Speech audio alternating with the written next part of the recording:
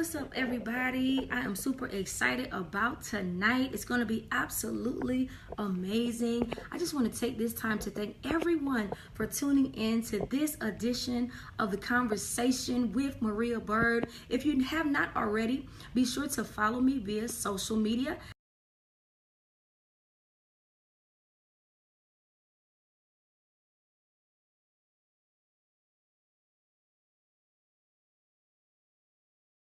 Absolutely amazing. Yes, I'm so excited about tonight, you guys.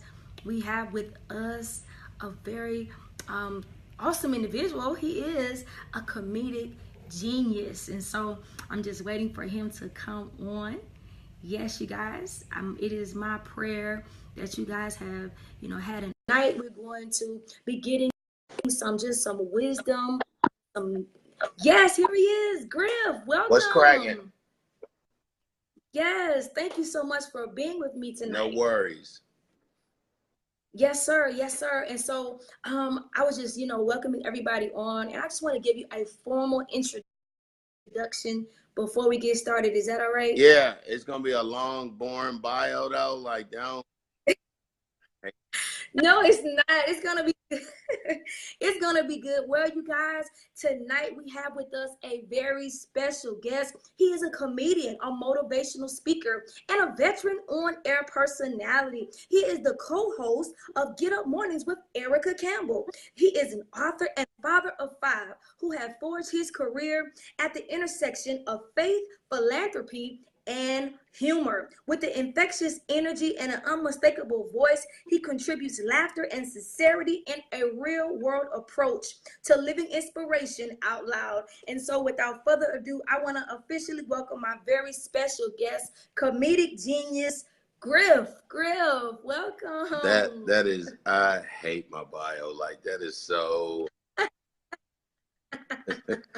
You could have said just, here go Griff. I would have been the same way. Like, I got to do a comedy show tonight, and they going to do the same thing. Coming to the stage, I just want to come to the stage. That's all.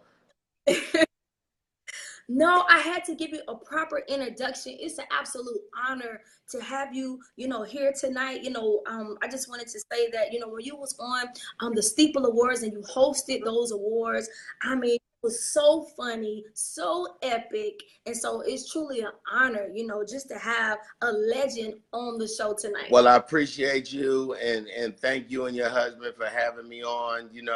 I'm really partial to people starting out and the people that's new to media, and because I remember my hustle, and I just know that you can do AM radio and you can do internet radio and then you can do syndicated radio, as long as you just practice professionalism, like that little plant and that picture behind you. It's very perfect. That's television. Like, that's what you got to do. That's good. The umbrella people too, like that. Wow.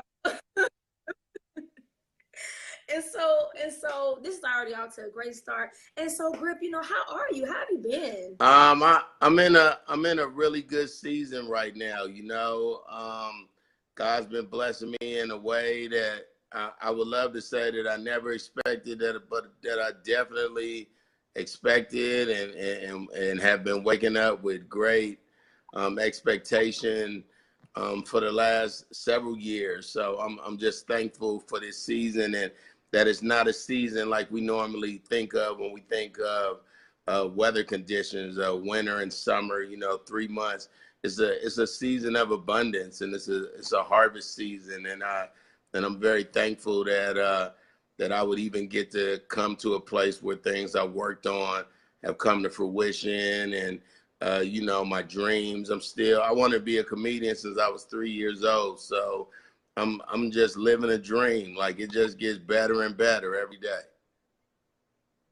Wow. And that's actually like what I wanted to start out asking, like, as a child, were you always funny? Can you just talk about that a little bit, like, as far as, the gift of laughter, in your childhood? My mother, I'm the oldest of 5, and my mom is still to this day the funniest person I know. So we just have a very funny family.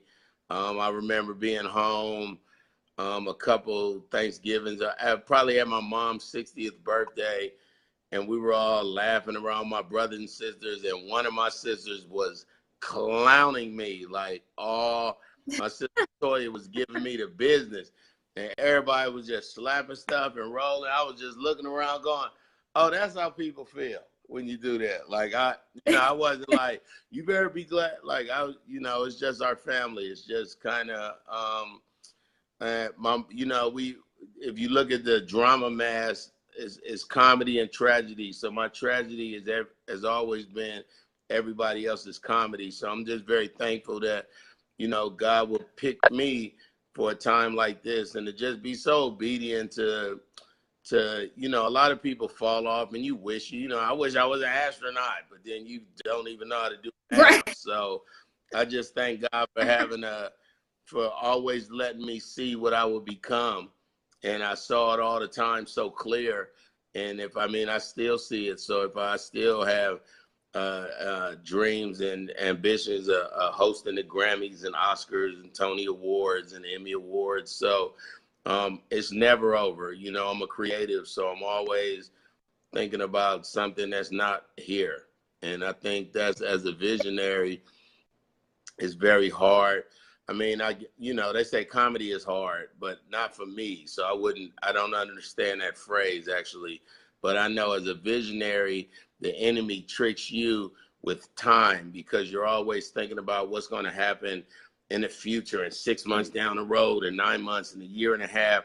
So the enemy always make you think about right now though, but like, what about right now when ain't nothing jumping off? So I think, in those days, I just asked the Lord to increase my faith because as much I always say I don't have the faith of a mustard seed. I have the faith of a planet. So now what can I move? And you're just going to keep quickening every time you just go. John P. Key told me what that was. That's a quicken when you, oh, Jesus. Yeah. Jesus, mustard seeds, Lord. Because I love... Look at my dog. Quicken on them, girl. But you know what? I love what you're sharing with us, Griff. Like, I really love this, this intelligence, wisdom, that you are giving us, because oftentimes, when it comes to creative children, it can be misunderstood or diagnosed as, PhD or something like that, but it could just simply be, that individual is a creative, that the Lord has placed some gifts and talents in them that people may not necessarily be able to understand, Right.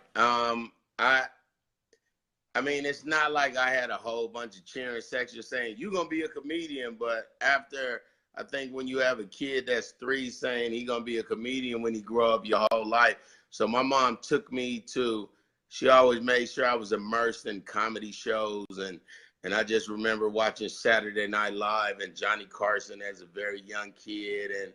And I remember when me and my mom first saw Airplane and, movies like that and just talking about it after and then going to go see it again. And Steve Martin movies, The Man with Two Brains and stuff like that. And, even being from Cali and so close to LA, I never had an aunt or an uncle or a cousin that was like, oh, this is my friend, he a comedian. Come talk to my nephew. He want to be one too. When I think back at that, that's really how I know it was God, because I didn't even meet a comedian until I became one. So, and today I've been doing comedy for 23 years, a month, 2 weeks, and a day. And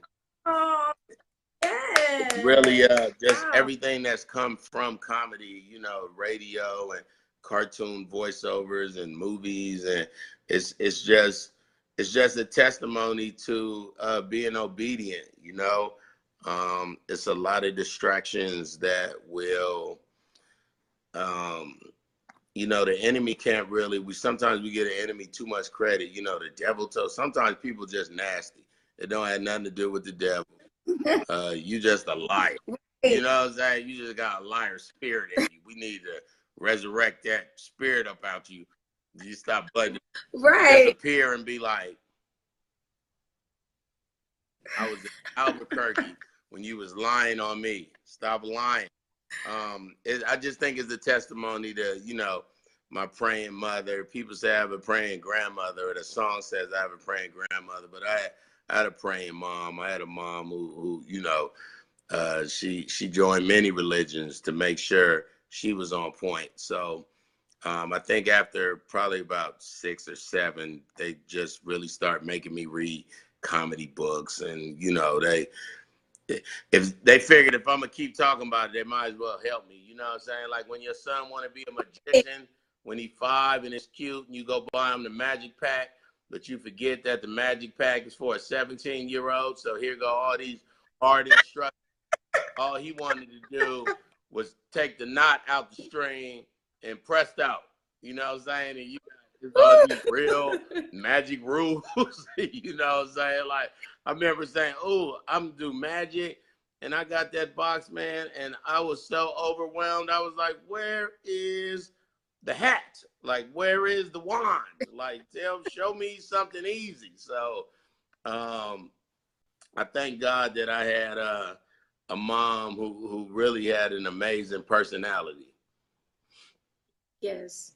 Wow. And so I love, this wisdom, that you're giving us, that, parents, if anyone that's listening tonight, if your child, isn't creative, or you notice signs of your child, maybe they're interested in certain things. It's important that we cultivate our children, at a young age. That's so awesome, that you share, that's what your, parents and loved ones did. And I thank God that did it, No, because one no. of the Let things me let me let about me let me clear that up a lot more.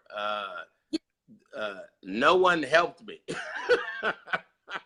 so so when I say my mom, I just got all my personality from my mother. My mother been married 9 times.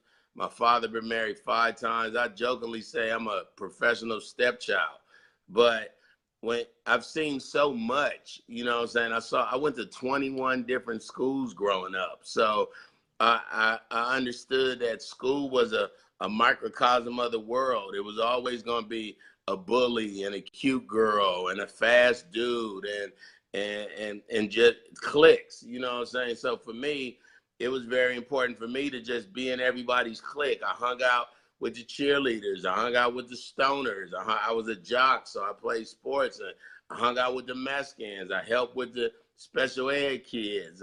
You know what I'm saying? Like, so it just really taught me going to different schools and stuff, how to talk to folk, and that you don't have to really change your thinking. It's always, it's always going to be a bully. So my whole thing when I went to different schools, I just befriended the bully.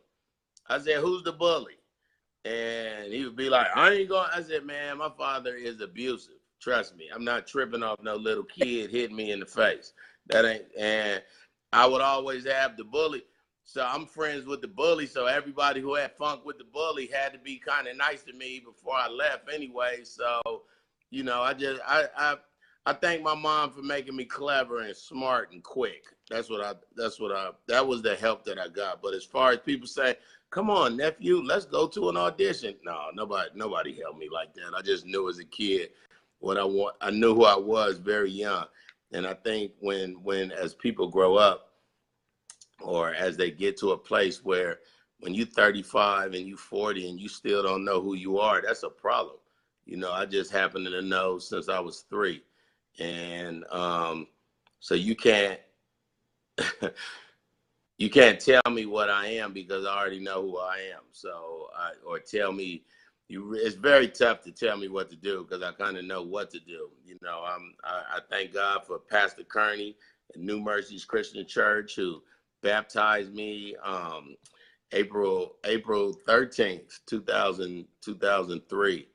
And just yes. learning how to be a man a proper way, in a spiritual way. And I fall short sometimes, I get mad. So I'm a comedian, so I'm already sarcastic. I'm a little jerkosaurus Rex, but it's part of me. I don't go into deep. Oh, I don't make myself live in condemnation. I just go, failed that test, got another one tomorrow. Not going to be tripping. So I think it's very important for you to just sometimes just relax and know that God is God. Like, you can't do everything. I think I'm a superhero in my mind, but even superheroes had to go. Superman had the fortress of solitude that he went to. So, you know, you always got to Yeah. have a resting place. Yes. And so, you know, I just love your resilience. I love your strength. And so in the industry that you're in, you know, when so many others have compromised, how do you manage to stay true to yourself? Oh, I'm not going to do anything that's going to make me look like an idiot, for one. I'm not, you know, I'm not, I don't know. It's a lot of homosexuality stuff going on in heterosexual circles, and I'm just not about that life. Like, I don't need a job or acting role that bad that I got to do something that I'm not going to be able to tell my three sons in their faces. And really, I just never went the same path as everybody. You know, so I looked at it like this very early on in my career.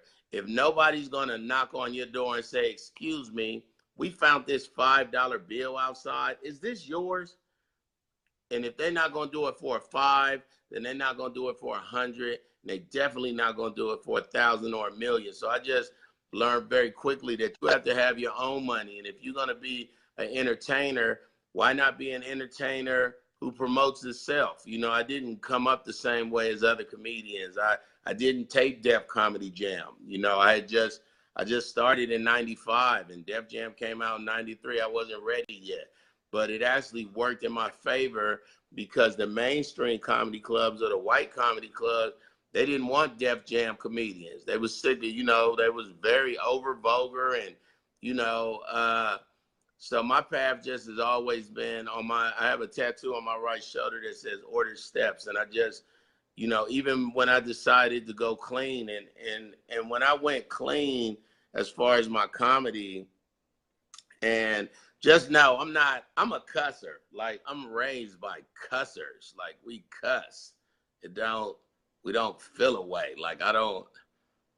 I think some people do need to be cussed out. But I mean, I feel away. I mean, it's hard to explain, but I'm not, you know, I can't be a judgmental Christian, but I'm a cusser. Like, I'm a real cusser. But when I decided to change my comedy and change my mindset with what I wanted to explain to strangers. You know, it was my pastor, Jesse Kearney III, who said, Griff, you know what's crazy is people remember a punchline before they remember a comedy verse. And when he told me that, it sat on me for a year. And in that whole year, I couldn't get a Deuteronomy or Galatians or nothing. I just kept getting Bugs Bunny blowing somebody in the face, or Lucille Ball hitting herself with some flour, Bob Hope. Like, he was absolutely right. And in that statement, I heard the Lord say, so you got to make church funny so they'll remember me. So that's kind of where, you know, I can't believe they pay me to literally say whatever I want to on a radio, on stage. It's just favor, man. I would love to say I had this perfect path and I just mapped it out, but it's really the favor on my life. It's really the prayers. You know, when I wasn't on the earth yet, and my mother having me at 15 and giving birth to me at 16, and really not having a plan, and just knowing it was something special about her firstborn son. So I would love to take all the honor and say that, you know, I'm just awesome, but I'm very blessed. I'm overwhelmed at sometimes how my life has played out, but I'm very thankful. I wake up very grateful every day. I'm always paying it forward. You know, I think, who don't want to do what I want to do? I mean, you know what I'm saying? You doing a show right now. Who don't want to be Oprah? Who don't want to be Ellen DeGeneres? You know what I'm saying? But everybody can't be. And that's the bottom line. You know, I would love to say that out of 7.4 billion people, everybody could be a comedian, but they really can't. So I just look at the numbers. You got to be thankful about the numbers. But I'm trying to think of who I was talking to the other day, so I won't look like I stole this phrase. But I was talking to comedian Fat Man Deezy from Decatur, Georgia. He was telling me that out of all the billions of people on the planet, that God would have a special relationship with just us.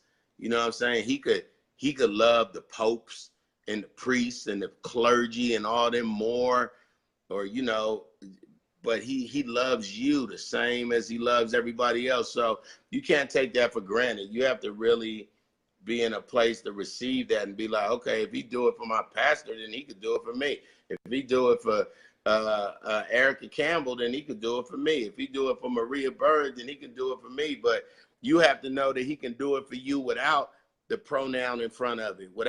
He gonna do it for you without Fat Man Deezy telling me, without Pastor Kearney telling me. But you have to be connected. You have to be in a relationship with Christ. You just can't be teetering the fence, I guess. Like, you're not gonna know his awesome power and his power of prophecy and his power of vision and his power of creativity until you really buckle down and talk to him. Can I do this way too? I feel like I'm missing people talking to me. All right. No, you gotta keep going. But Griff, let me ask you this, because like regarding the different up and coming comedians and artists, can we just talk about the creative brainstorming process? Like, how does your material come to you? It come to me like that Michael Jackson jacket that you got on. It just come to me. I just want you and I just feel like Janet Jackson should come out from the other side and y'all do the Scream video, like the new Scream 2.0 video. Yeah, I don't.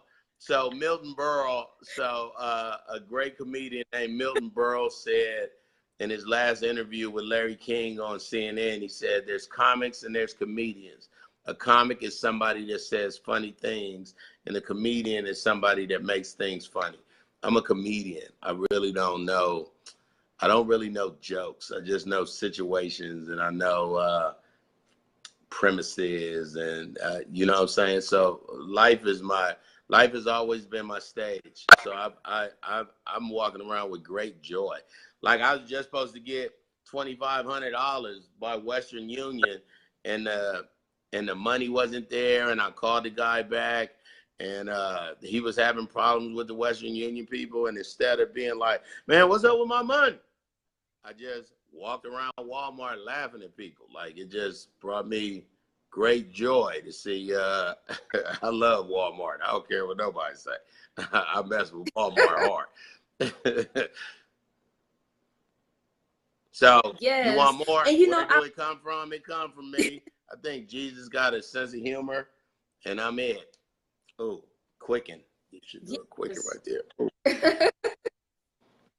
Yes. And one of the things that I love about your ministry, I call it a ministry of laughter. I do too. Is that, yes, it brings joy and healing, to so many people.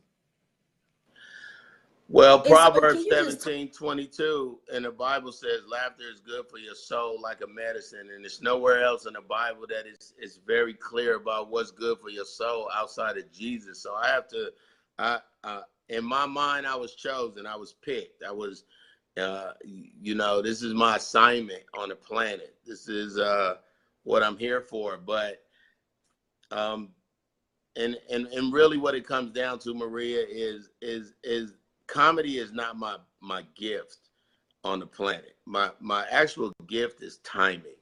My gift is I have the gift of timing. So I'm always on the plane, sitting next to the dude who on his way to see his brother, who own a studio, who looking for a host. Like, I'm always bumping in the bathroom to a guy who's about to go see his brother, who's shooting a movie. And what am I doing? I'm always, so as I remember that God has blessed me with time, and sometimes I just wait.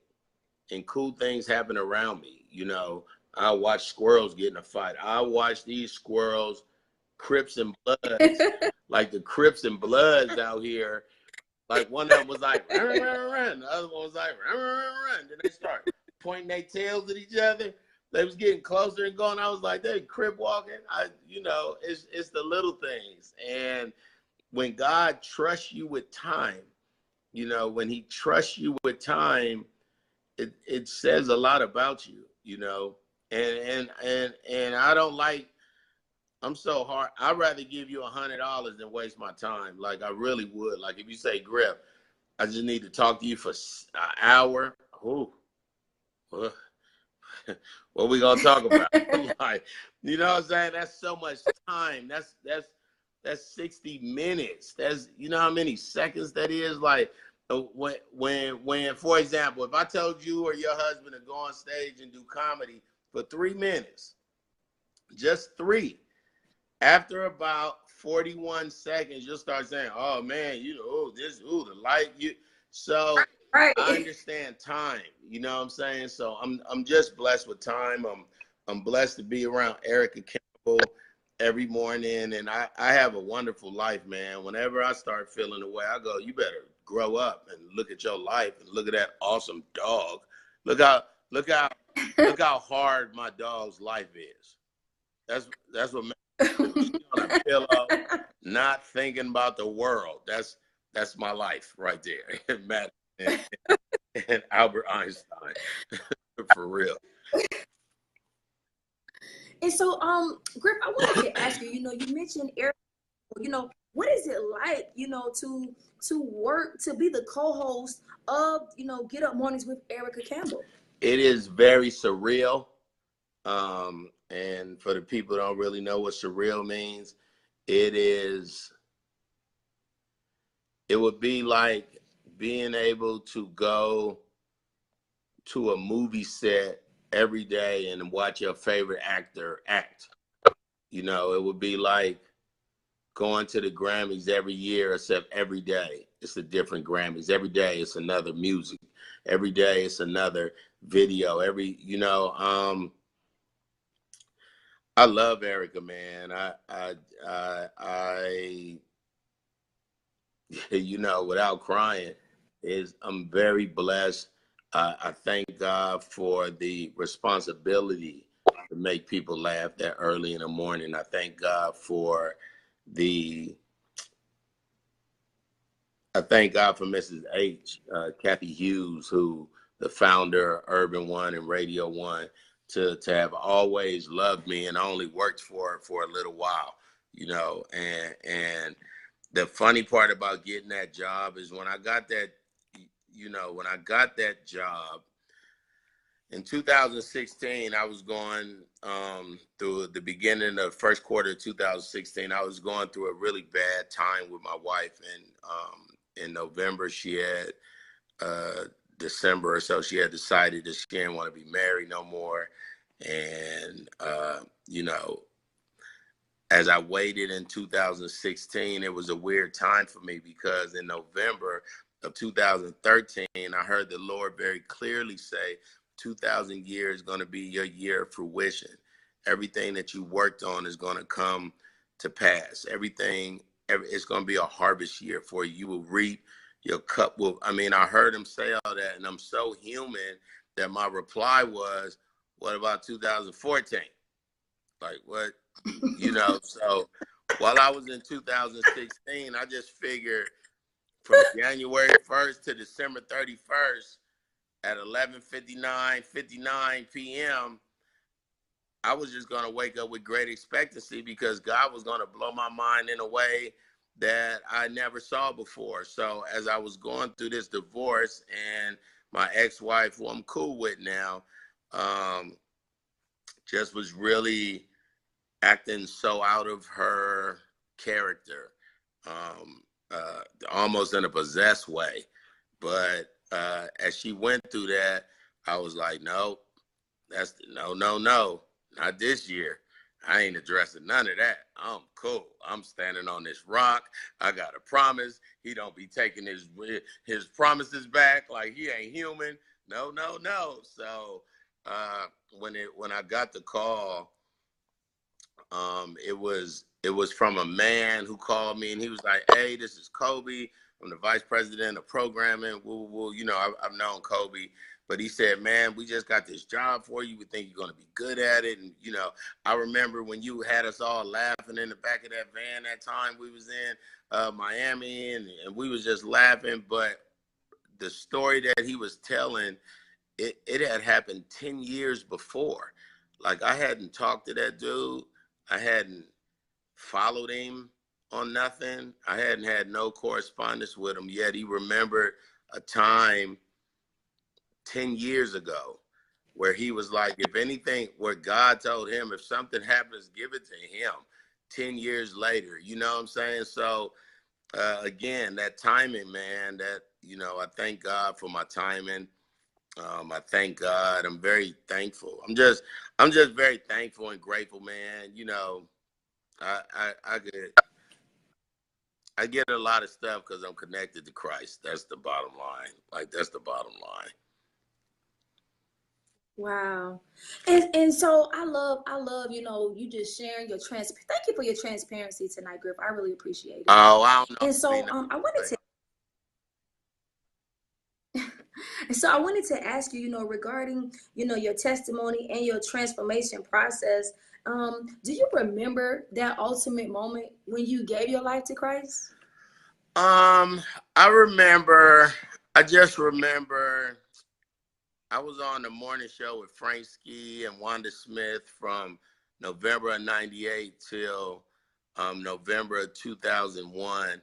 And I remember when they fired me and told me my role was no longer needed on the radio show, I was just so confused because the only other job I had had before that was in the military. So I had really never been fired before, like, you know, and then I was a comedian. So it was just really weird, you know. And then the next month in December, she don't like me getting fired either, huh? No one likes them stories. Okay. And then in December, I just happened to have custody of my kids in November 2001. And on Christmas, on New Year's Eve, the apartment that I lived at in Gwinnett County caught on fire while I was in Toronto, and my kids were there. And when I was with some girl, and then I came back to the room because back then you couldn't leave your phone on roaming or nothing. Your phone bill would have been $900, you know, to go to Canada. So when I came back to my hotel, I had 22 messages or something, you know, all from, I was like, that's weird, like all, like people I know. But so after I started listening to the first three, like, your house is on fire, call us. And then I called them Red Cross, and Red Cross said, you know, there's been a fire. And I was like, how are my kids? How are my kids? And they said, Mr. Griffin, just come back to America. And in that moment, I thought my kids had died. And I really can't tell you the rest of that. You know, I don't remember leaving the hotel. Relax. I don't remember leaving the hotel. I know my girlfriend then had to push me in a wheelchair to get me through customs. Like, I don't remember anything, but I just remember crying. Like, I had no more tears in my body and strength, and I was just leaning on the plane. And I was like, Lord, just take me. Don't take my kids. Just take me. And when I got to the airport, my kids was there. And I think in that moment in January of 2002, or that New Year's Day, I was like, I gotta get my life together. I can't, you know what I'm saying? Like, and it was from then. If Pastor Kearney baptized me in 2003, then in April 2003, that means like between '01 and '02, like I just was trying to find Christ. Like I was, you know, I was going to Bishop Eddie Long's church, but I was kind of checking out because I had just moved to Atlanta. Here I am, this young guy. I'm on the #1 R&B station in the country. You know, I had only been doing comedy 3 years. Like, I am winning. And I needed to change my life.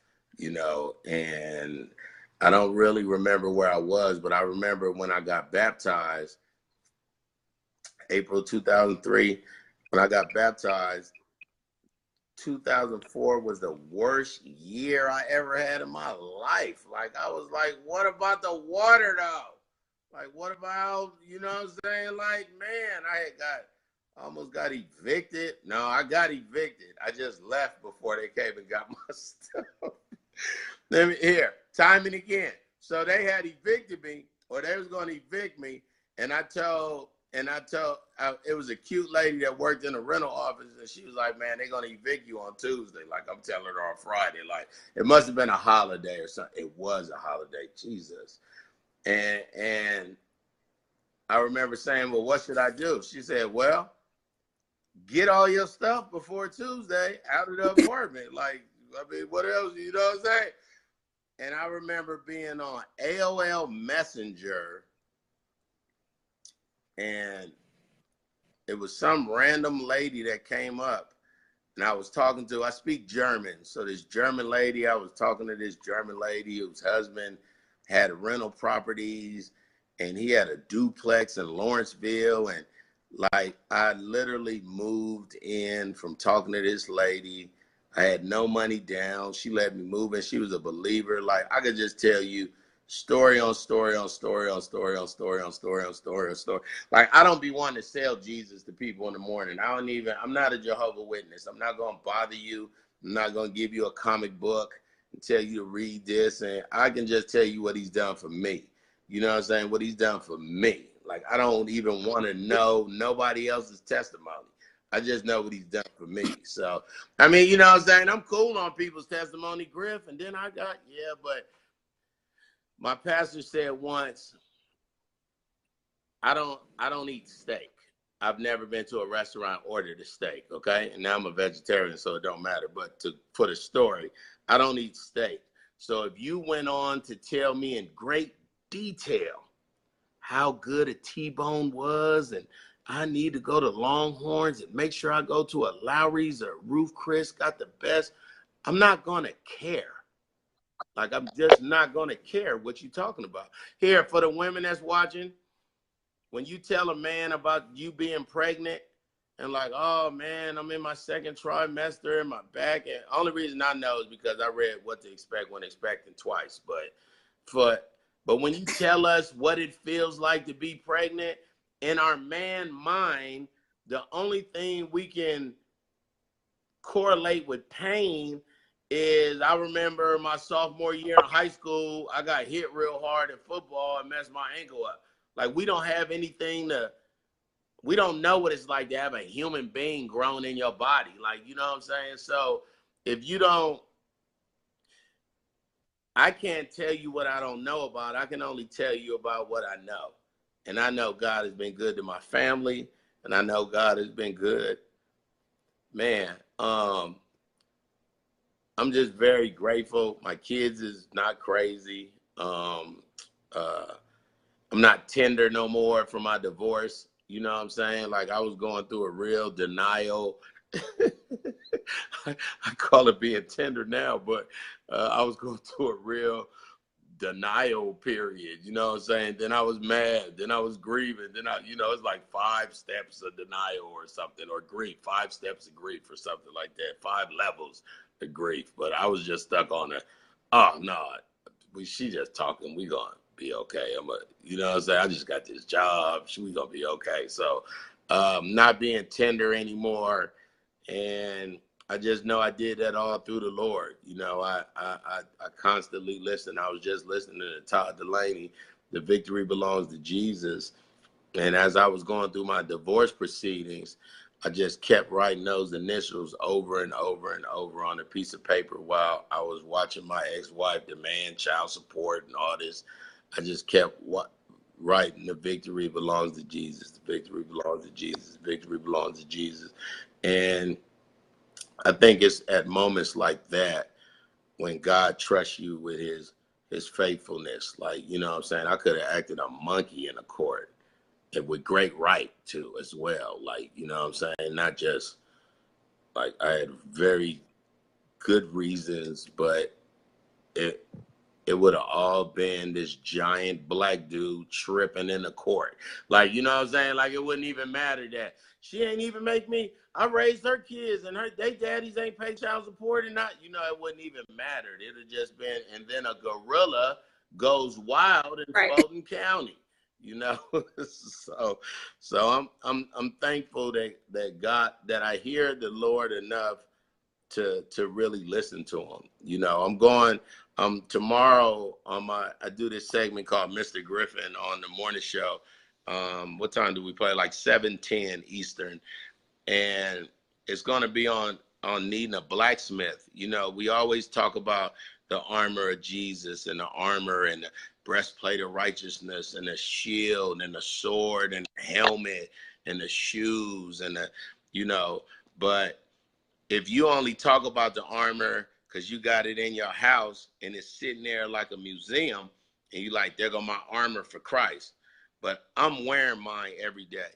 The enemy hate me waking up in the morning and telling a million people that you could laugh your problems away and come to Christ and love. He hate me more than, I mean, you know, he hate everybody. He don't love to hate nobody, but he definitely going to make sure my day be messed up.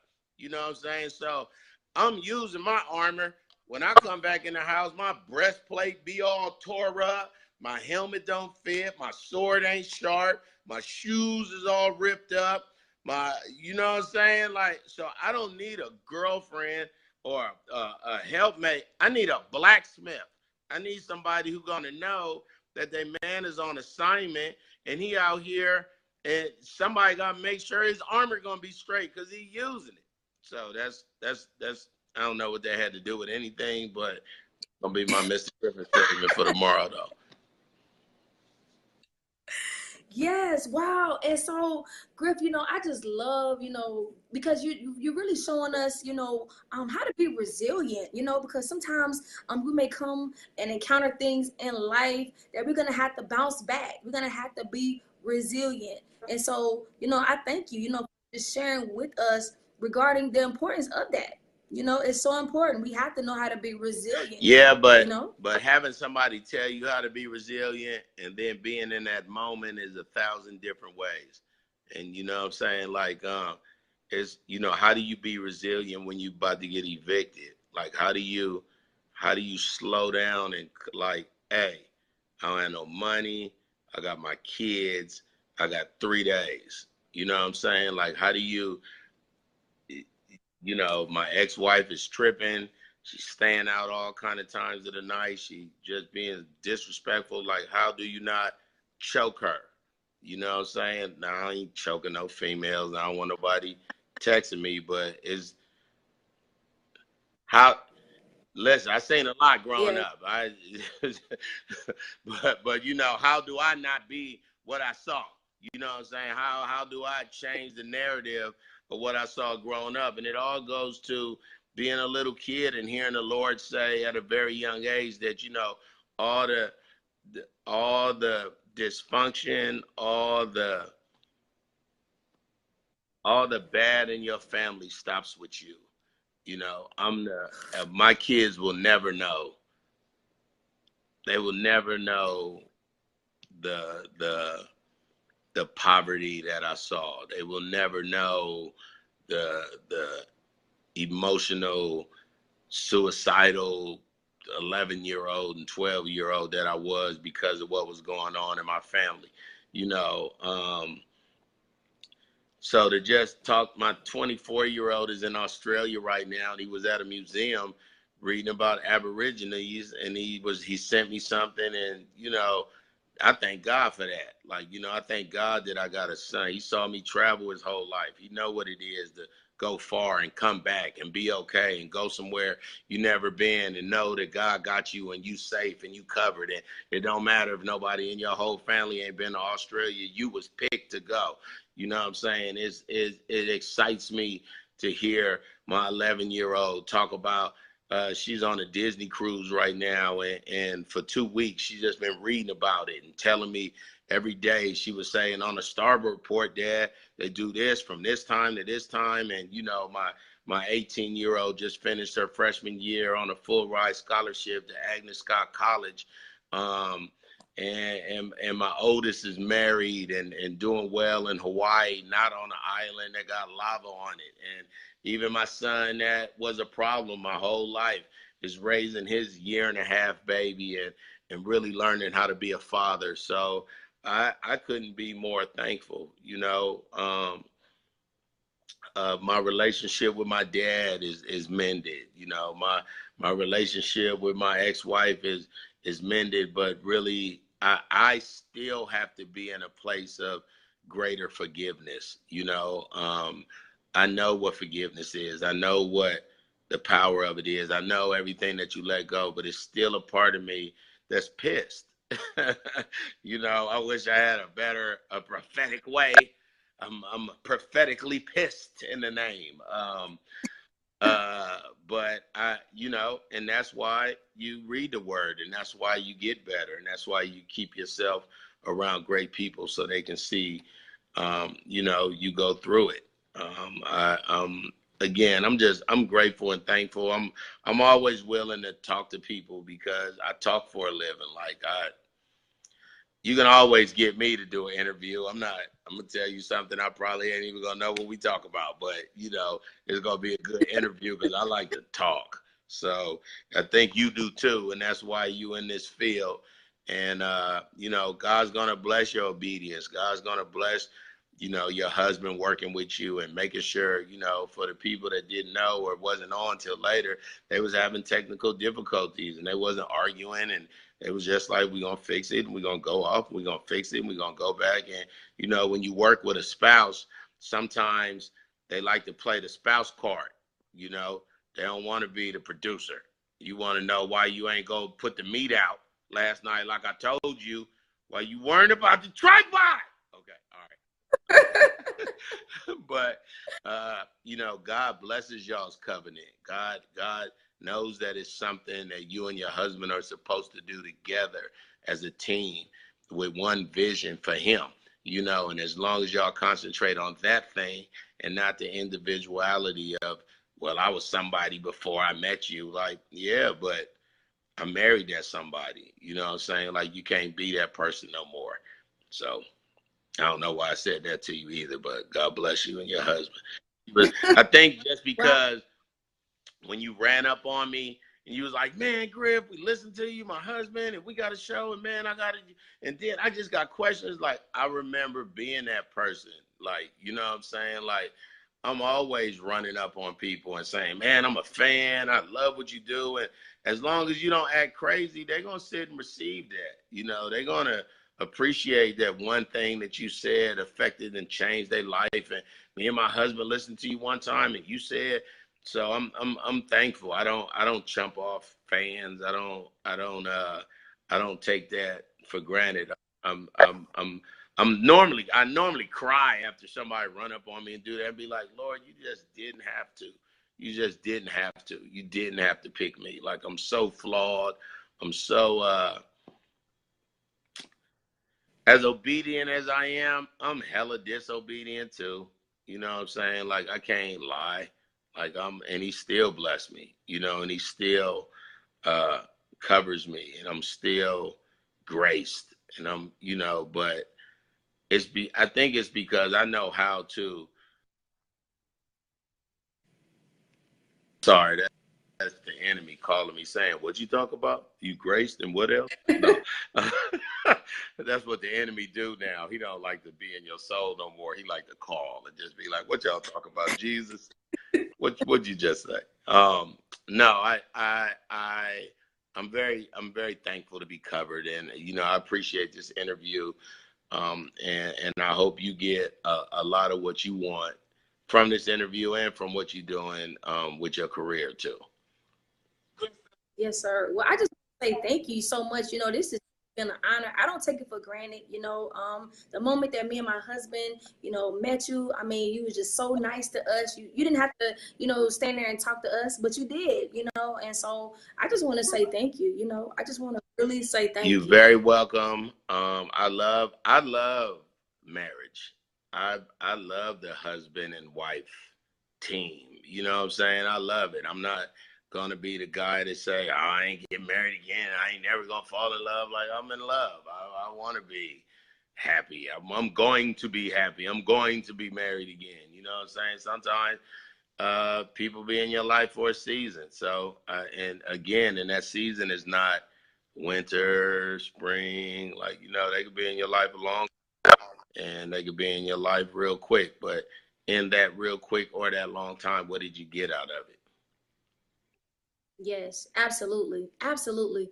And so before we come to a close, I just wanted to, You don't want just to do open up the no floor. Michael Jackson songs with that jacket on now? Like a little Remember the Time? That's what it is. Remember the Time. Burnt, burnt, burnt. You don't want to do that? Burnt, burnt, burnt. Like, yeah, that's what it is. It wasn't Scream. That was a black jacket with him and Janet. You rocking the Remember the Time Michael Jackson outfit. You just need a little black. Griff, Griff, before we go, how can the people connect with you? I'm at 2 trillion on everything. My website is the number 2, the word trillion, 2trillion.com. I'm at 2 trillion on Instagram, on Twitter. My Facebook says Griff or Dwayne.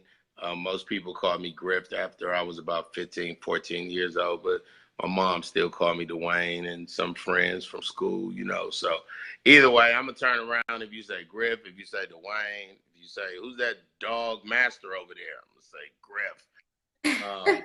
Yeah, but I'm easy. You can check me out every morning, Monday through Friday, on Get Up Mornings with Erica Campbell, 6 to 10 Eastern, 5 to 9 Central. That's getuperica.com. You go to the website and you can listen to us live. We're on about 48, 49 cities around the country. And life is good, man. Life is very good. Yes, wow. This has been absolutely amazing. Real quick before we go, Griff, can you It's just your take about third 2 minutes? before we go. You sounding like a pastor now. Until you do the Remember the Time video, I'm leaving. You ain't gonna have Because me you up keep here. making me While you sitting over there, do you remember face? look, Griff, before we go. Come on, I need you to encourage somebody real quick. Just the last few words, I want to give them to you. If you don't love dogs, get you a dog. Look how this dog look how this dog looks at me with just love. That's how the Lord looks at us every time. I can't do no wrong to this dog. I could not walk her for 9 hours, but as soon as I come in the door, she gonna be jumping around, and that's how God loves us. She don't walk around and say, man, I wonder if he gonna love me today like he did. No, that's just human beings. In her mind, I love her hard. As soon as I get off this phone, I'm gonna love on her some more. Then that's what we got to remember, that we got to see ourselves the way the Lord sees us. He doesn't see a cheater or a thief or a liar or a stripper or, them is all things you gave yourself. He see a lamb that sometimes get dirty and need to get thistles and thorns plucked out of them, and then they're going to be okay. You know what I'm saying? He see a lady who's frustrated and with guys, and she gonna be okay too. So I just try to, the Bible says we're the apple of his eye. So I just think he called me young apple, young app. And I just try to look at myself, even when Erica said something important the other day. Tony Estes was on the show on Friday, and Erica and Tony was saying, you have to have a picture that you want to upload on social media on the days where you don't feel good or look like that picture. Like she said, you be fabulous, fabulous, fabulous, and then, but then at that time, you gotta let me upload a fabulous picture, because I know this ain't who I am right now. Like let me just remember who I am, and I think we just. For the people that's watching, just be reminded that God loves you, and it doesn't matter what church you go to. It's the relationship you have with Christ. I'm very flawed. I love my flaws. I love my strengths, I give my weaknesses and my strengths to the Lord, and I just want to be better. But every day I strive to be better. You know, I owe people apologies. I'll apologize. I have to make better commitments with people, and I will. You know what I'm saying? But what they don't know that I know is I'm the master of time. So I will. It'll happen in God's timing, which is through me. Thank you, Jesus. I'm a vessel. I'm a walking hourglass. Huh? Quicken. Look at Maddie. How Maddie? How Maddie? Who a hourglass? Who a hourglass? Okay. Wow, Griff. Well, I just want to thank you so much because I know you have a busy schedule, so I don't take it for granted. You know, tonight was amazing. We have to do this again. No, remember the time from you at all? We was just young and big. Remember? Well, you guys are ready to sign off. Again, I want to thank my special guest, comedic genius, Griff. You guys make sure you share this video and you guys tune in to the next edition of The Conversation with Maria Byrd.